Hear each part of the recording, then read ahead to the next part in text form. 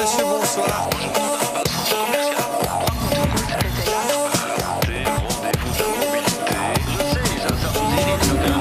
De nombreux projets. Vous n'avez pas une vision d'envergure.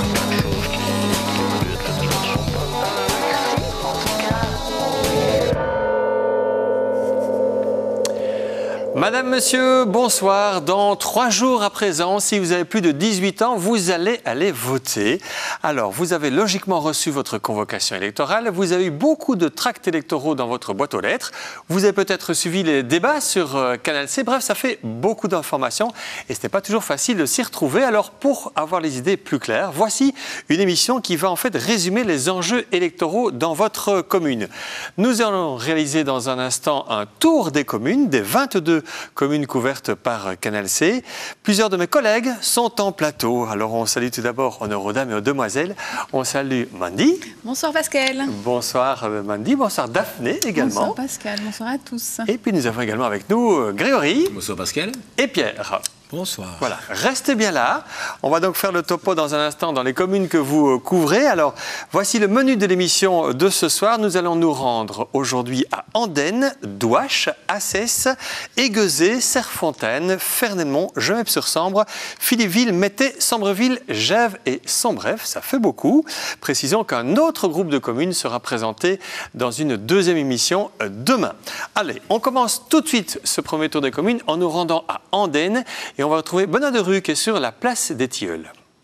La question principale ici à Andenne pour ce scrutin, c'est voir si le parti dominant, je dirais depuis la nuit des temps, le Parti socialiste, subit ou pas une érosion de son électorat. Un Parti socialiste qui a décidé de s'ouvrir et de renforcer sa liste avec la participation d'un certain nombre de citoyens. On verra l'effet que ça aura. Autre élément important, c'est bien sûr le mariage intervenu entre le CDH et Écolo avec la liste ADN qui regroupe également un certain nombre de citoyens. Il faudra voir si ce mariage est simplement, a comme effet l'addition des voix ou bien si ça a un effet multiplicateur sur le nombre de voix et aussi sur le nombre de sièges.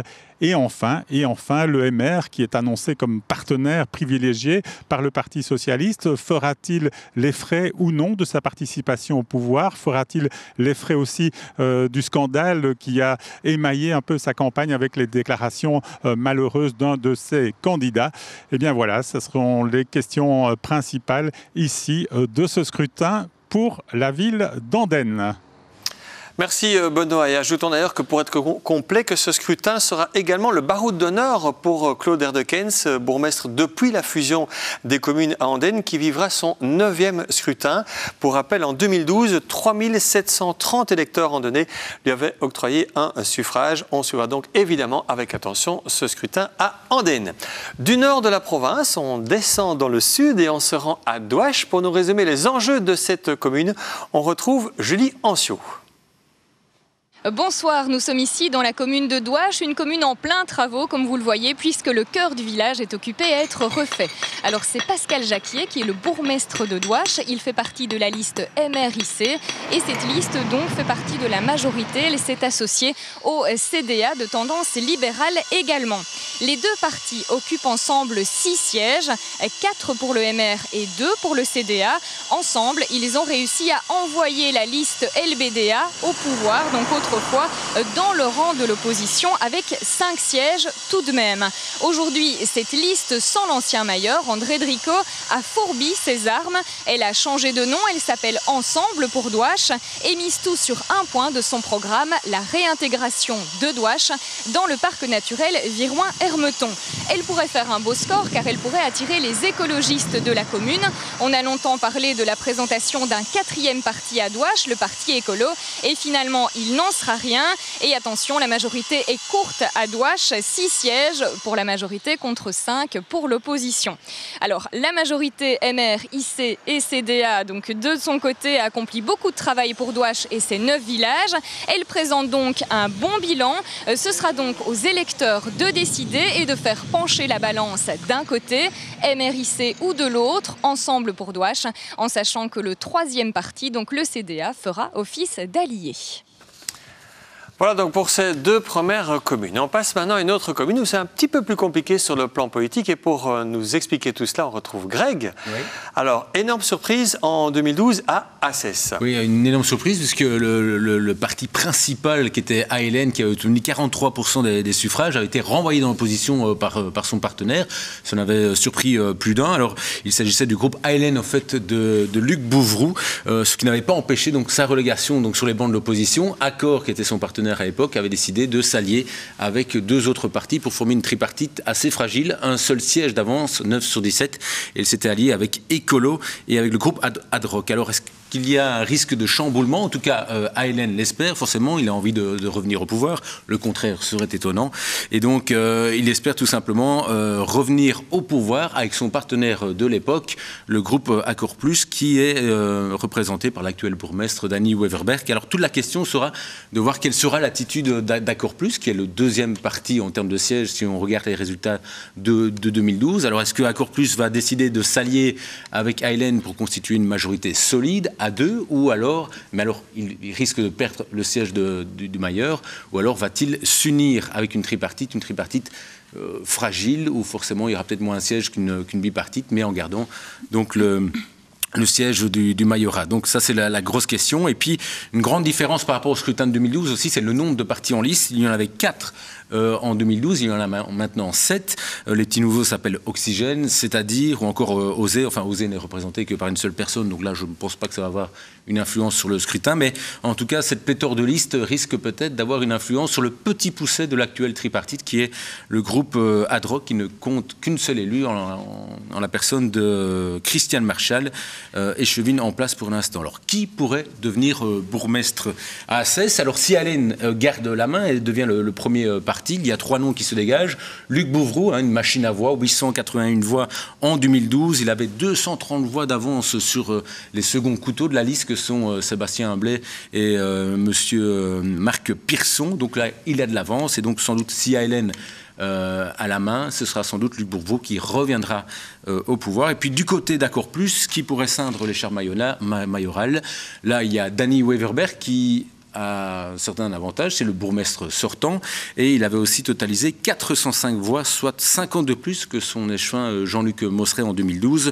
Reste à voir sur cette liste comment va se répartir plus d'1 millier de voix que se partageaient Pierre Tasio et Monica Fripia en 2012, 2 gros poids lourds qui ont décidé de quitter le parti, et donc ça aura peut-être une influence dans le score personnel de ce groupe Accor Plus. Donc voilà, un scrutin fort indécis, et on sera curieux de voir ce que ça va donner dimanche 14 octobre au soir. Ouais, ce dimanche déjà. Ouvert en tout cas.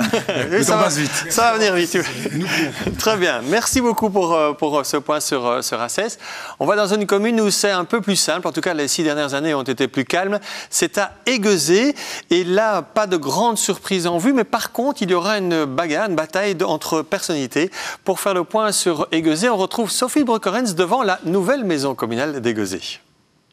Bonsoir. Alors ici à Aiguezé, la majorité sortante est plutôt solide avec les IC, les intérêts communaux et EPV ensemble pour vous, la liste du bourgmestre. Ce mariage-là dure déjà depuis 12 ans. Mais si surprise il y a, eh bien ce sera peut-être en admettant que EPV reste la liste la plus forte au niveau de la nomination du bourgmestre. On le sait, pour être nommé mailleur, il faut obtenir le plus grand nombre de voix sur la liste la plus forte, et à ce niveau-là, entre Dominique Van Roy et Rudy Delez, les deux extrêmes de la liste EPV, les chiffres sont assez parlants. Par exemple, le bourgmestre en 2000 avait obtenu 1096 voix de préférence, et puis il passe à 1555 en 2006 et puis redescend à 1153 en 2012. Pendant ce temps-là, Rudy Delez, lui, n'a fait que de grimper de scrutin en scrutin. 583 en 2000, 766 en 2006 et puis 969 en 2012. Il faudra voir si sa courbe reste exponentielle, auquel cas il pourrait bien passer devant Dominique Van Roy le 14 octobre. Alors par ailleurs, du côté de la minorité, on rappelle aussi que la liste du Progrès LDP s'est scindée en 2 pour ce scrutin. LDP d'un côté, le PS de l'autre, et on verra à qui cette scission va profiter, sachant aussi que la liste écolo se présente aux élections. 5 listes au total, donc ici, dans la commune d'Aiguezé. Merci beaucoup Sophie. Et de la SB, on descend dans l'Entre-Sambre-et-Meuse pour s'arrêter dans une très belle commune, la commune de Serfontaine, une commune qui est suivie pour nous par Mandy. Bonsoir Mandy. Bonsoir. Alors, le moins que l'on puisse dire, c'est que la situation est quand même plus simple et plus claire, hein, en tout cas à Serfontaine. C'est assez simple. En fait, on va revenir un peu en arrière et citer quelques chiffres. Alors, en 2012, c'est la liste MRC avec Christophe Bomblé qui a décroché 11 sièges sur 15 du conseil communal. Alors, ça laisse peu de place à la liste d'opposition qui est la liste Ensemble, une majorité forte donc qui au fil des années a un peu réduit au silence la liste Ensemble, la minorité. Celle-ci s'est dite impuissante et inutile face à ce rapport de force. Alors elle a décidé de ne plus se représenter en 2018. Alors de ce fait, on a longtemps cru qu'il n'y aurait qu'une liste qui se présenterait à Serfontaine, la liste MRIC, mais c'était sans compter sur quelques citoyens de la commune de Serfontaine qui se sont regroupés pour lancé début septembre une liste qui s'appelle Serf+. Alors cette liste est composée de citoyens, comme je viens de le dire, mais également de personnes colorées, on va dire ça comme ça, des PS, CDH, écolo, défi également, en fait de tout sauf du MR, voilà. Voilà, cette liste est menée par monsieur Joseph Delwart, directeur de la Foire Verte à Serfontaine. Et alors donc à la veille des élections, la liste libérale se dit plutôt confiante, elle espère garder cette majorité confortable, 11 sièges sur 15, il faut avouer que c'est plutôt confortable. Et alors également le siège mayoral qu'elle détient depuis 3 législatures déjà. Alors du côté bien sûr de la nouvelle liste Serf+, on n'est pas trop d'accord avec ça. On vise un renversement de la majorité, on veut également une politique plus dynamique, avec plus d'investissements, avec une politique et une politique de financement différente. Donc voilà, la décision des électeurs va se faire entre soit la continuité avec MRIC ou le changement avec Serf+. Voilà. Eh bien, rendez-vous dimanche pour savoir la répartition de sièges entre ces deux groupes-là. Ce sera plus facile pour nous poursuivre, en tout cas par rapport à d'autres communes où on retrouve 5, 6, 7 ou 8 listes même d'ailleurs, dans certaines. Allez, on revient maintenant vers le nord de la province de Namur pour s'arrêter à Fernelmont. Fernelmont où la situation était claire jusqu'à ces dernières années, ces derniers mois en tout cas, puisqu'on avait assisté à la domination de Jean-Claude Nioul et de son groupe, la liste du bourgmestre. Mais cette année, le jeu va peut-être s'ouvrir un peu puisque Jean-Claude Nioul a déjà annoncé qu'il ne siégera pas durant toute la législature, donc ça pourrait s'ouvrir. On fait le point à Fernelmont avec Anne Fourny devant la maison communale. Bonsoir. À Fernelmont, la question centrale est qui sera maire le 15 octobre prochain. La commune est menée par Jean-Claude Nioul, l'homme est populaire. En 2012, il avait obtenu 1715 voix de préférence. Sa liste LDB avait donc obtenu, elle, 14 sièges sur les 19. LDB est devenu LDB+, la liste est menée par Vincent Dethiers, actuellement échevin, et est poussée par Jean-Claude Nioul. L'enjeu pour LDB+, est donc de garder sa majorité absolue et de garder aussi le majorat. De l'autre côté, le groupe EPF, Ensemble pour Fernelmont. La liste est menée par Marc Targuet et est poussée par un autre ténor de la politique, Laurent Anquet, qui est aussi député wallon MR. Cette liste obtenait, il y a 6 ans, 4 sièges sur les 19 et elle espère aujourd'hui en avoir 1 ou 2 en plus. Il y a aussi Écolo qui est entré à 6 ans pour obtenir un premier siège. Les Verts sont menés par Louis Lambert. Ils espèrent évidemment maintenir ce siège, voire en obtenir un second, malgré une liste incomplète. On le voit ici à Fernelmont, l'opposition aura peut-être un petit peu de difficulté à obtenir une majorité. Par contre, la question du majorat reste, elle, entièrement ouverte. Merci Anne, et on ajoutera qu'à Fernelmont, il y a également la présence d'une liste nation. Alors, tout à l'heure, nous avions une situation compliquée avec Assès. Il faut avouer qu'à Gemep-sur-Sambre, c'est pas mal non plus. Là, c'est Daphné qui suit l'actualité à Gemep-sur-Sambre. Oui. Tu t'ennuies rarement lors des conseils communaux. Je ne m'ennuie pas du tout. Gemep, une commune à rebondissement, tu l'as dit, Pascal, et à mon avis, c'est pas fini. Petit rétroacte, Joseph Dawson avait perdu sa courte majorité en 2012 et s'est retrouvé dans l'opposition. Puisqu'à l'issue du scrutin, les 4 partis, MR, Écolo, CDH et SEL, se sont alliés pour prendre la tête de la commune, mais avec un seul siège d'avance. Autant dire que le rêve a été de très courte durée, puisqu'à mi-mandat, Stéphanie Thoron, maire, bourgmestre, donc a basculé, la majorité a basculé suite au départ de Delphine Haché, on s'en souviendra, qui a rejoint la liste du Mailleur. Bref, Joseph Dawson est donc redevenu Mailleur et cela dure depuis 24 ans, moins les 3 ans de Stéphanie Thoron donc. Et d'ailleurs, il pourrait devenir le bourgmestre le plus âgé du pays si il repart pour un mandat. Hein. Oui, lui le souhaite terriblement. Il n'envisage pas autre chose. Il n'envisage pas autre chose. Il se sent très à l'aise avec son âge et il estime qu'effectivement, il a encore énormément de choses à donner à la commune. Mais cela me semble peu probable, quoique on ne peut présager de rien, parce que déjà en 2012, Joseph Dawson avait perdu pas mal de voix. Il était passé de 2609 à 1621 voix de préférence. Et alors là, la nouveauté cette année, c'est qu'il va devoir faire face à celui qui était jusqu'alors son poulain, Philippe Carlier, qui est actuellement premier échevin de la commune et qui a décidé de quitter la liste du Mailleur pour lancer la sienne sous le nom de Peps. Donc voilà, quelqu'un de poids face à lui pour ses prochaines élections. Philippe Carlier qui avait fait le 2e score en 2012 avec 1388 voix. Et puis, il y a la minorité actuelle, un peu déçue d'avoir perdu à mi-mandat cette place si importante. Donc le MR, le CDH, Écolo et Je me bouge, puisque le mouvement SEL s'est lui-même scindé, se sont rassemblés pour présenter une seule et même liste qui s'appelle J'aime, je MEP ensemble maintenant, liste qui sera menée par Stéphanie Thoron, qui donc, comme je l'ai expliqué au début, a pu être bourgmestre de Geneppe-sur-Sambre durant 3 ans et elle entend bien le redevenir. Alors tout comme la liste de Philippe Carlier, J'aime vise la majorité absolue, c'est sûr que le duel entre ces deux listes-là va être extrêmement serré et ce qui pourrait être cocasse justement, même si on voit pas très bien avec qui l'actuel Mailleur pourrait éventuellement s'allier, c'est que voilà, il aura peut-être un fameux rôle à jouer avec, qui sait, l'un ou l'autre siège. Sans oublier qu'il y a aussi l'arrivée de la liste Défi à Geneppe-sur-Sambre avec à sa tête Frédéric Delcomen qui lui est assez populaire dans les milieux sportifs. Et puisqu'on parle de sport, eh bien je pense que ça va bien résumer la situation du 14 octobre à Geneppe-sur-Sambre. Voilà, dimanche soir, c'est pas start, mais il y aura du sport. Il y aura du sport, ça c'est certain. C'est certain. Merci Daphné pour ce point sur Geneppe-sur-Sambre. Voilà, on a fait le tour de 7 communes, il en reste 5. On prend la direction à présent de Philippeville où ça bouge dans les partis politiques. Il y a eu quelques tensions et la situation n'est pas vraiment claire à Philippeville. Pour s'y retrouver, je vous propose de retrouver Julie Ancio qui est sur la place d'Armes à Philippeville. Bonsoir, nous nous trouvons devant l'administration communale de Philippeville. Derrière moi, la salle du conseil communal. MR et PS se sont installés sur les bancs de la majorité. Écolo et CDH sont dans l'opposition.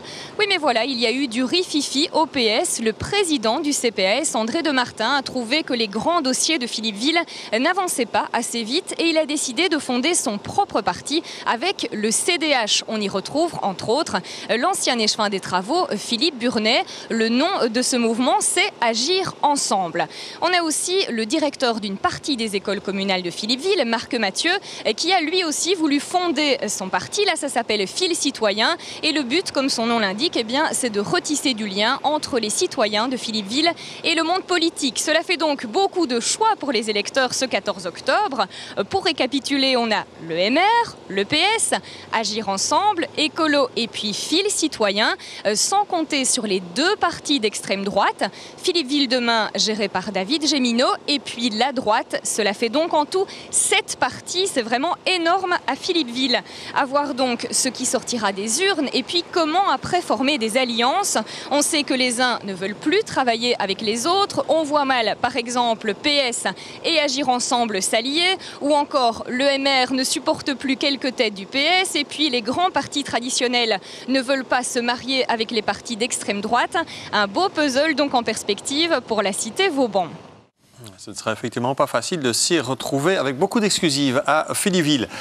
Prochaine étape dans ce tour des communes, eh bien on s'arrête à Mettez. Mettez, vous savez, connu pour notamment son circuit, mais il n'y a pas que cela. Mettez, ça bouge beaucoup avec notamment l'apparition de nouveaux commerces, avec une extension du zoning industriel et pas mal de projets. Alors Pierre, c'est toi qui suis la commune de Mettez. J'ai un grand plaisir, c'est de suivre cette commune. Ouais. Et quels sont les enjeux là-bas? Alors il y a plusieurs enjeux, mais d'abord quelques rétroactes, puisque au lendemain du scrutin de 2012, c'est finalement la liste emmenée par Yves Delforge qui avait remporté le plus de suffrages.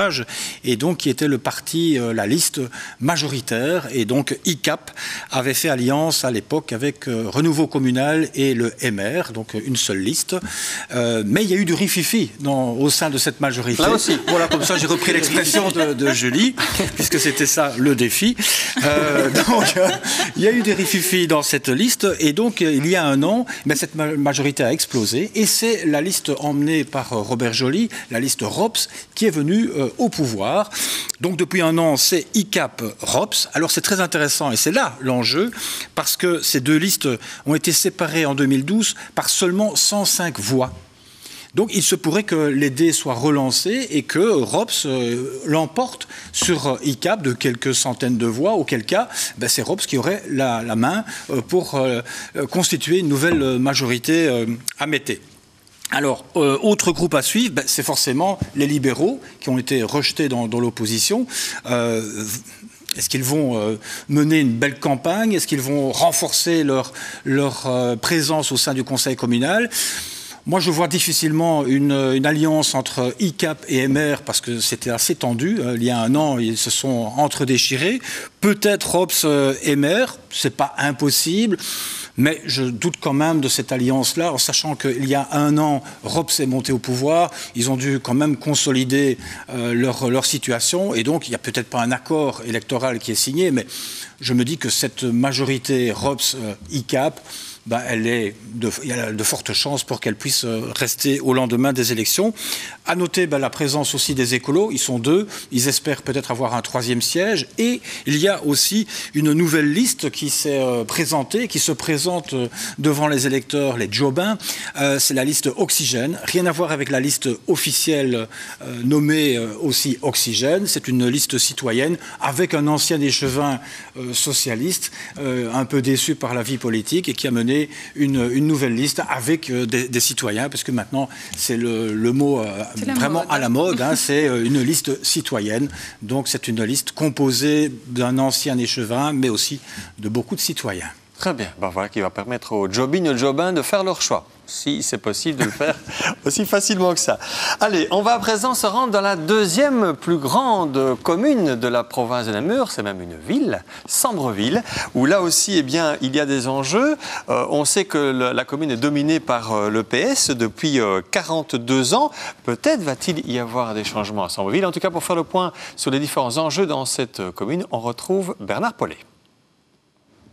Bonsoir. Alors ici à Sambreville, cela fait 42 ans que la ville est gérée par les socialistes, le PS qui bénéficie d'une très large majorité et son bourgmestre actuel Jean-Charles Luperto, c'est un peu le chouchou.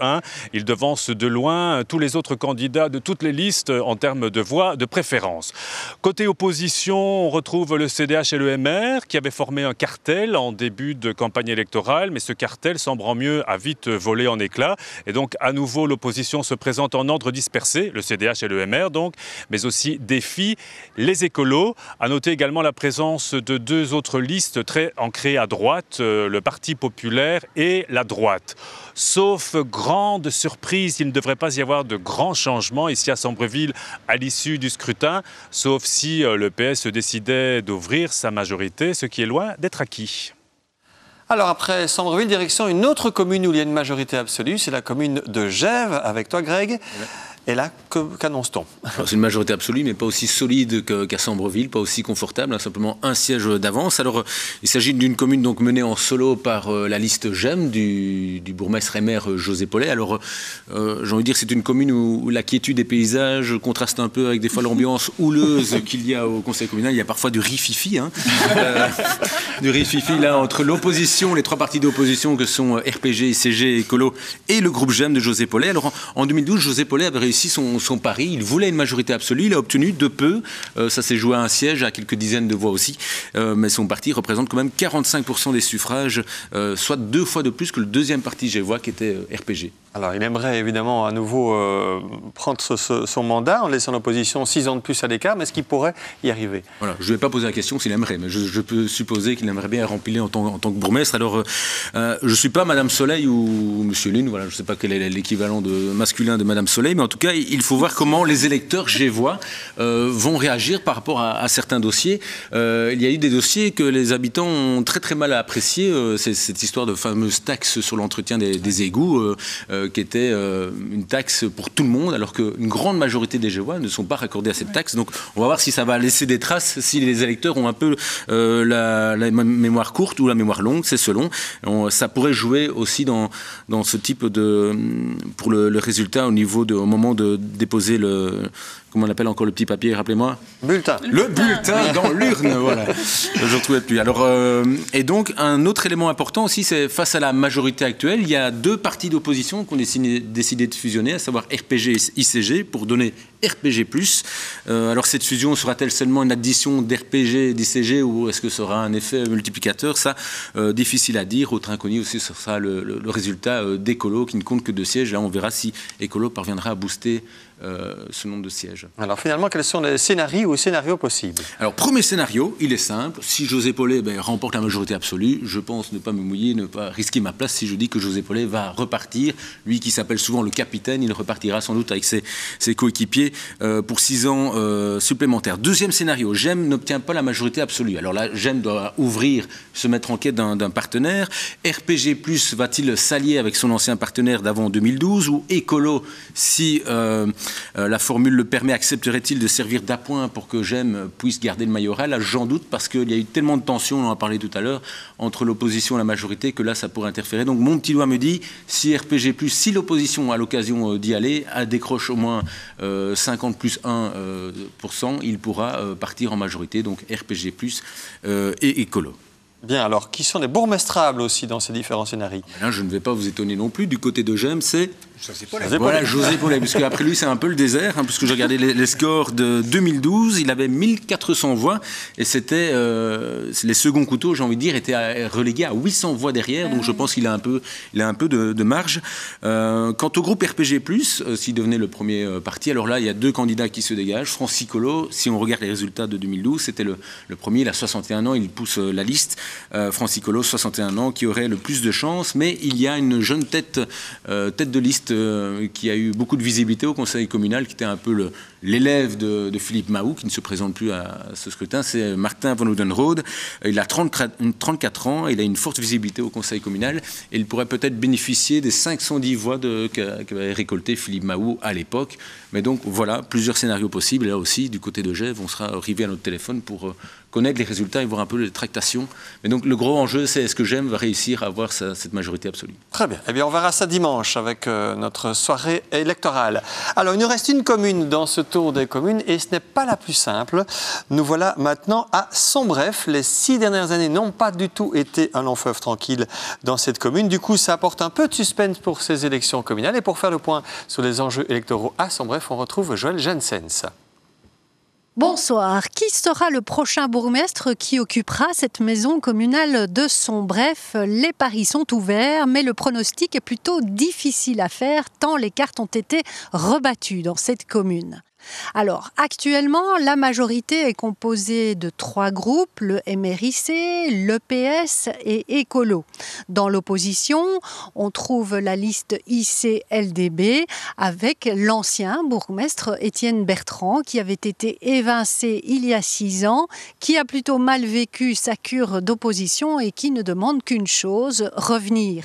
Il a donc créé une toute nouvelle liste avec le MR qui abandonne donc la liste du bourgmestre actuel, Philippe Lecomte. Ce dernier a donc dû lui aussi constituer une toute nouvelle liste qui s'appelle CILDB. Le PS a quant à lui complètement disparu de la carte puisqu'il ne sera pas présent pour ce scrutin. Autre élément à noter, c'est l'arrivée d'un tout nouveau groupe, la liste Défi, qui a bien l'intention de faire son entrée au conseil communal. En résumé, ici, à son bref, bien malin sera celui qui pourra prédire de quoi sera faite la future majorité. C'est le cas dans de nombreuses communes. Suspense donc pour dimanche. Voilà pour ce premier tour d'horizon de vos communes. Demain, on revient avec Viroinval, Floreffe, Couvin, Florène, Fosse-la-Ville. On va aussi parler de Namur, de La Brouillère, de Profondeville et enfin de Walcourt. Et puis nous ferons également le point sur les enjeux pour les élections provinciales. Merci à toutes et à tous d'avoir accompli tout ce travail. On revient donc demain. Excellente soirée sur Canal C.